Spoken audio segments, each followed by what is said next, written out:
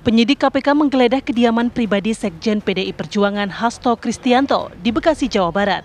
Penggeledahan terkait kasus dugaan suap pergantian antar waktu anggota DPR yang melibatkan Harun Masiku dan perintangan penyidikan di mana Hasto sudah berstatus tersangka. Kendati tak hadir dalam pemanggilan pertama, KPK akan menjadwalkan ulang pemeriksaan Sekjen PDIP itu sebagai tersangka.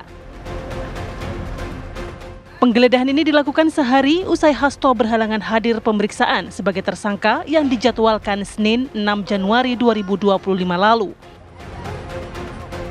Penggeledahan berkaitan dengan kasus dugaan suap pergantian antar waktu anggota DPR 2019-2024 yang melibatkan Harun Masiku serta perintangan penyidikan di mana Hasto sudah berstatus tersangka. Bukti apa lagi yang dicari oleh para penyidik pemberantasan korupsi tersebut? Apakah masih ada barang bukti yang perlu dilengkapi atau kurang untuk menjerat petinggi partai berlogo kepala banteng moncong putih itu?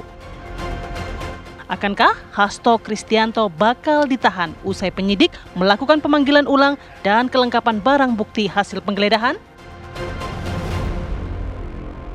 Setelah penetapan saya sebagai tersangka oleh KPK, maka sikap dari PD Perjuangan adalah menghormati keputusan dari KPK. Kami adalah warga negara yang taat hukum.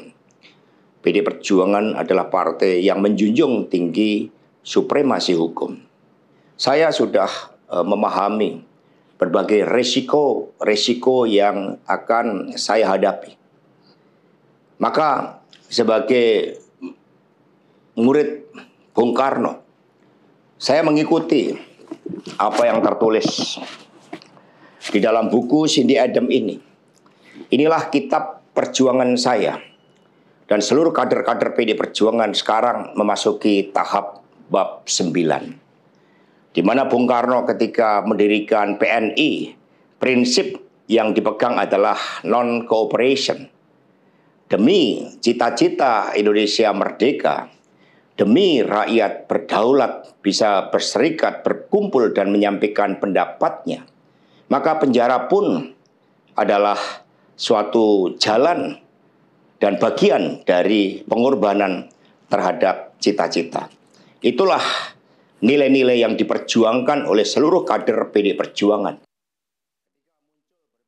Ya, pemirsa, KPK melakukan penggeledahan di kediaman pribadi Hasto Kristianto setelah 14 hari menetapkan Hasto, Sekjen PDIP ini sebagai tersangka dalam kasus suap yang juga melibatkan buron Harun Masiku. Lalu kenapa harus menunggu 14 hari? Bukti apa lagi yang ingin dicari? Kita akan membahasnya bersama dengan para narasumber yang sudah bergabung malam hari ini di Apa Kabar Indonesia Malam. Sudah bergabung ada Pak M. Yasin, Wakil Ketua KPK 2007 hingga 2011.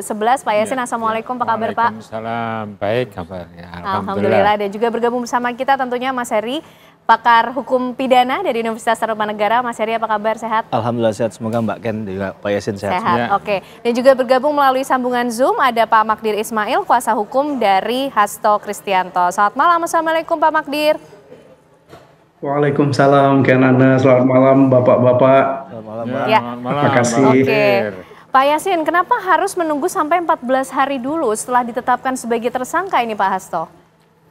Ya, itu beda periode kepemimpinan, memang beda kebijakannya. Itu kan memang tidak diatur bahwa setelah tersangka harus ditahan. Tapi yang ada dalam pasal itu adalah bahwa untuk tidak menghilangkan barang bukti serta tidak mengulangi perbuatannya dalam hukum pidana itu, maka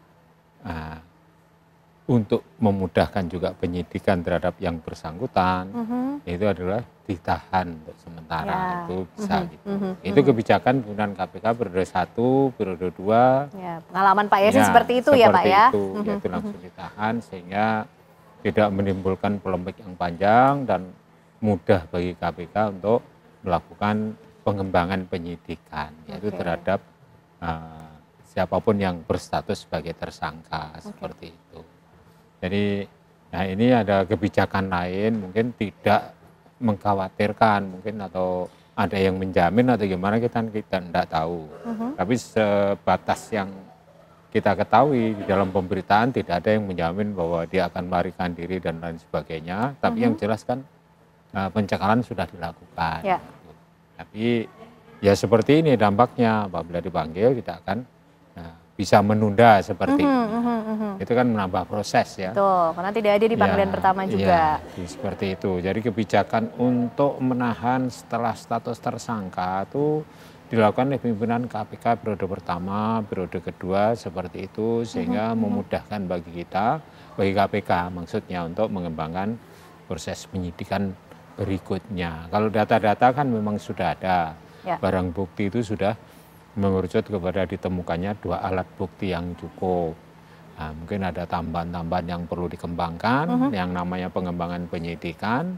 Itu bisa saja yaitu memperoleh data-data lain yang ada keterlibatan pihak lain, misalnya seperti itu kan bisa itu. Sehingga maksudnya itu, dan itu diatur dalam pasal 12 ayat 1, kalau tidak salah huruf H itu memang punya kewenangan untuk menyita serta melakukan penggeledahan sepanjang itu sudah masuk dalam status pro justisia, yaitu ada upaya paksa bagi KPK untuk melakukan hal tersebut. Jadi sah adanya, dan apapun yang didapatkan tentunya itu pertimbangan dari para tim penyidik lah, itu apa yang diambilnya itu. Tapi waktu 14 hari ini Pak Yasin, kalau menurut pengalaman Pak Yasin dulu di KPK, waktu yang cukup panjang kah atau sebenarnya bisa dilakukan lebih cepat? Ya kalau untuk lebih cepat, tidak menimbulkan polemik, ya memangnya ya segera harus ditahan dan diproses hukum untuk tahap berikutnya seperti itu. Sehingga yang bersangkutan sendiri punya kepastian hukum di dalam penanganan kasusnya gitu loh. Ada yang malah senang, oh saya ini kalau ditangani KPK, ada yang dulu itu tersangka juga seperti itu. Saya lebih senang apabila ditangani KPK. Bisa cepat, ada kepastian hukum misalnya seperti itu. Dan tidak, ini mohon maaf ya, tidak jadi ATM, dia mengatakan seperti itu, kalau cepat. Nah, kita tidak menuduh APH yang lain, bukan. Ini mungkin seandainya ada kan merupakan oknum lah, begitu ya. Itu seperti itu. Jadi standar yang dipakai oleh KPK itu sedikit berubah sesuai dengan kebijakan sepanjang tidak melanggar hukum. Ya penundaan itu ya sah-sah saja, tapi ya akibatnya KPK sendiri yang repot misalnya. Polemiknya menjadi berkepanjangan, ini dan terbukti menimbulkan polemik serta pertanyaan ya Pak. Ada indikasi politik, ini disuruh oleh pihak-pihak lain, misalnya mantan pejabat tertinggi di negara ini mungkin menyuruh, kan begitu akhirnya. Jadi menjadi katakanlah menjadi liar, yaitu anggapan masyarakat itu, dugaan masyarakat jadi kemana-mana ya. Itu seperti itu. Baik, Pak Magdir, ini kalau keberadaan Pak Hasto sendiri sekarang di mana sih Pak? Karena tadi kan juga sempat disinggung mengenai proses penahanan yang sejauh ini juga belum dilakukan terhadap Pak Hasto, tapi juga tengah dilakukan penggeledahan, sudah dilakukan penggeledahan, sejumlah barang bukti juga sudah diamankan. Pak Magdir seperti apa? Dia ada di Jakarta, saya baru ketemu tadi sampai 5:30 tadi saya masih ketemu dengan dia. Jadi begini ya, saya kira penahanan itu bukan kewajiban ya. Memang itu merupakan hak dari penyidik. Tetapi kan ada syaratnya dalam penggunaan hak subjektif dari penyidik ini. Pertama karena orang itu mau melarikan diri, ada dugaan itu, dugaan keras ya, melarikan diri, ada dugaan keras juga menghilangkan barang bukti, dan juga ada dugaan keras mengulangi perbuatan. Nah, penggunaan kewenangan berdasarkan alasan subjektif ini yang seharusnya kita hindari, gitu ya. Karena bagaimanapun juga kejadian seperti ini bisa menimbulkan semacam ketidakadilan nantinya kalau orang itu tidak bersalah. Ya. Saya kira ini sesuatu yang menurut hemat saya ya, pikiran bahwa perlu menangkap orang dan menahan orang itu kan harus dipikirkan betul secara baik. Ya, karena bagaimanapun juga sekali lagi memang ada kewenangan penyidik, tetapi kewenangan penyidik ini kan dibatasi oleh syarat-syarat dan diberi syarat oleh ketentuan oleh KUHP, dan itu KUHP itu masih berlaku. Itu yang pertama. Kemudian yang kedua soal penggeledahan. Ya. Penggeledahan ini kan lebih banyak dramanya ini daripada sesungguh-sungguh mencari bukti atau mencari alat bukti ya terkait dengan perkara ini. Kenapa Coba aja drama tuh, Pak lihat kita Magdir? misal kemarin ada di dua tempat penggeledahan itu. Sebenarnya apa sih yang ditemukan oleh pihak KPK? Saya nggak yakin ada sesuatu terkait dengan perkara ini. Meskipun dibawa misalnya ada satu koper besar kemarin, gitu ya. Karena kita juga kan nggak pernah diberitahu isinya koper besar itu waktu mereka mau masuk itu apa. Begitu juga kemudian ditunjukkan ada flash disk. Flash disk itu apa kaitannya dengan perkara ini? Karena jangan lupa, perkara yang dipersangkakan kepada Pak Hasto ini adalah perkara suap dan menghalang-halangi penyidikan. Ya. Padahal ini pada satu sisi seperti itu, sisi yang lain, Pak Hasto ini disangka menyuap bersama-sama dengan Harun Masiku. Tetapi pada sisi yang sama juga dia dikatakan menghalang-halangi perbuatan, menghalang-halangi penyidikan Harun Masiku. Ini kan yang jadi nggak rasional gitu loh. Makanya inilah yang kami katakan bahwa drama-drama yang diciptakan oleh KPK ini itu tidak akan pernah berakhir kalau tetap polanya seperti ini. Ya, saya kira itu yang mesti dihentikan. Jadi menurut Pak Apalagi Magdir, misalnya penggeledahan ini apa yang ini kan ingin dibatasi oleh ketentuan undang-undang. Oke. Apa betul barang yang disita isi tas kemarin itu terkait dengan perbuatan pidana, hasil perbuatan pidana digunakan untuk melakukan perbuatan pidana? Ini kan nggak pernah jelas.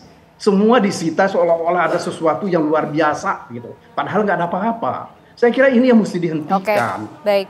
Drama-drama seperti ini mesti dihentikan. Oke, baik Pak Magdir. Mas Heri, ini seperti apa supaya tidak timbul drama-drama kemudian menjadi rasional? Aturannya seperti apa sih Mas ketika seorang kemudian ditetapkan sebagai tersangka? Bagaimana prosedur penahanan, penggeledahan yang dilakukan? Ya, sebelumnya kita juga mengingatkan kasus ini kan kembali juga memanggil Wahyu Setiawan ya sebagai saksi dalam perkara ini. Dan kita juga mengingatkan bahwa beberapa komisioner KPU sebelumnya juga terlibat dalam perkara-perkara semacam ini, dan ini tentu harus ada perbaikan dalam sistem itu sehingga nggak ada drama Harun Masiku dan lain sebagainya kan sebenarnya itu. Berkaitan dengan konteks tadi mungkin saya mendekatkan pada fokusnya penggeledahan ya. Saya nggak main di dramanya karena Bang Magdir lebih paham, Pak Yasin lebih paham gitu. Tapi dalam konteks bahwa penggeledahan itu kan sudah ada aturan mainnya memang Mbak Ken. Dan kitab suci dalam tanda petik yang digunakan dalam konteks formalitas hukum acara Undang-Undang 8 1981 itu kan ada di ketentuan 34 sampai 46 KUHAP ya berkaitan dengan hal itu, bahwa kewenangan untuk melakukan penggeledahan itu berkaitan dengan misal memasuki ruangan atau rumah seseorang yang diduga mungkin melakukan tindak pidana. Bahasa Bang Magdir tadi memperkuat dengan dugaan keras misalnya, bukan hanya dugaan saja nggak cukup begitu, sehingga membutuhkan salah satu tindakan yang lebih, treatment lebih tadi adalah salah satu penggeledahan. Dan mungkin saja tidak hanya terbatas pada penggeledahan, bisa saja dilanjutkan dengan penyitaan. Nah itu kan tadi ada kaitan dengan pasal yang saya sebutkan di awal tadi. Tapi dalam konteks ini sebenarnya yang perlu kita bahas juga adalah penggeledahan itu bisa dilakukan kapan sih? Apakah sebelum penetapan tersangka atau setelah penetapan tersangka? Dan dalam kurun waktu berapa lama juga Mas? Yang pasti konsekuensinya adalah ini dapat diajukan upaya hukum oleh pihak yang dikenai tindakan tadi, apakah pra peradilan dan lain sebagainya. Di KUHAP diatur di pasal 77 sampai 83 itu Mbak. Salah satunya sah tidaknya terkait dengan penyitaan barang bukti atau alat bukti yang digunakan untuk kejahatan tadi. Nah di KUHAP memang tidak mengatur secara teknis. Inilah yang sependek pengetahuan saya ya tidak ada tuh misalnya 7 kali 24 jam untuk aturan penggeledahan ketika ditetapkan tersangka dan lain sebagainya. Dan ini jadi ruang celah untuk diperdebatkan. Kalau kita memahaminya semakin lama, maka akan kehilangan momentum tadi kan. Nah, tapi ukuran kapan, saya nggak menemukan, saya nggak tahu Pak Yasin menemukan tidak di KUHAP, tapi nggak ada yang rigid menyatakan harus dalam jangka waktu berapa setelah ditetapkan tersangka. Tapi yang paling aman adalah setelah ditetapkan tersangka. Tapi sekali lagi, yang menjadi domain tanda tanya ini adalah kapan itu akan dilakukan. Kenapa dilakukan pada saat ini? Mengapa bukan yang sebelumnya? Ini kan pertanyaan yang nggak akan, menurut saya tidak akan bisa dapat jawaban yang clean and clear. Kecuali penyidik membuka semua, ya apa yang mereka punyai, mengapa mereka melakukan itu dengan alasan-alasan yang mereka miliki. Jangan-jangan ada alasan yang mempertimbangkan karena hari libur nasional. Ini kayak Pak Erick Thohir kemarin manggil pelatih gara-gara tanggal 25 itu bisa hadir di situ kan. Jangan-jangan ada alasan itu sehingga akhirnya jadi 14 hari. Nah ini pertanyaan yang mungkin menurut saya nggak bisa dijawab. Tapi dalam konteks bahwa yang harus dilakukan itu ada prosedurnya, misalnya ada mendapatkan izin dari ketua pengadilan negeri setempat, misalnya bahkan harus divideokan, mungkin juga disertai dengan orang yang berada di rumah agar tahu benar nggak barang yang diambil itu barangnya dia, atau jangan-jangan bukan barangnya dia tapi diaku-aku gitu kan, sehingga dasar untuk menggunakan barang tersebut menjadi barang bukti ataupun levelnya naik ke alat bukti menjadi tidak sah. Karena kita nggak hanya bicara tentang output, tapi memperolehnya, cara memperoleh barang tersebut juga seharusnya jadi pertanyaan besar. Prosedur itu juga ada aturannya. Dan itu yang sebenarnya dalam hukum acara akan diperselisihkan, begitu ya. Tidak lagi melihat bahwa bisa digunakan, tapi cara mendapatkannya seperti apa. Nah ini yang kemudian menurut hemat saya jadi hal yang bisa kita pelajari dan bisa memberikan nilai edukasi hukum. Perdebatannya di sana. Tapi kalau dalam konteks kita hanya menyoal bahwa ini kewenangan atau tidak, yang pasti aparat penegak hukum punya kewenangan berdasarkan pada ketentuan undang-undang. Tapi agar dia tidak abuse, agar dia kemudian tidak akhirnya kontraproduktif ketika proses awalnya kemudian ternyata ketika diajukan ditolak sebagai alat bukti misalnya, ini kan berarti kontraproduktif. Nah ini yang kita tidak harapkan. Maka perlu dalam konteks penggeledahan, penyitaan, karena ini upaya paksa, dia harus dilakukan secara transparan, harus secara cermat dan hati-hati, profesional tentunya, agar jangan sampai yang tadi yang tidak ada kaitan dengan kejahatan justru ikut diambil juga, dimasukkan ke sana, maka analisanya akan muncul. Ini apakah dipaksakan atau memang real dari hasil mungkin gelar, hasil dari diskusi, bahkan ahli hukum yang dilibatkan dalam suatu proses untuk mengulik satu penyidikan. Begitu kira-kira Mbak Ken. Oke, baik. KPK sebenarnya sudah memiliki alat bukti sehingga menetapkan Hasto Kristianto sebagai tersangka. Lalu kemudian apa lagi yang dicari Pak Yasin setelah 14 hari kemudian menetapkan sebagai tersangka? Tapi dijawabnya nanti ya Pak Yasin ya, usai jeda pemirsa. Apa kabar Indonesia Malam akan kembali untuk Anda.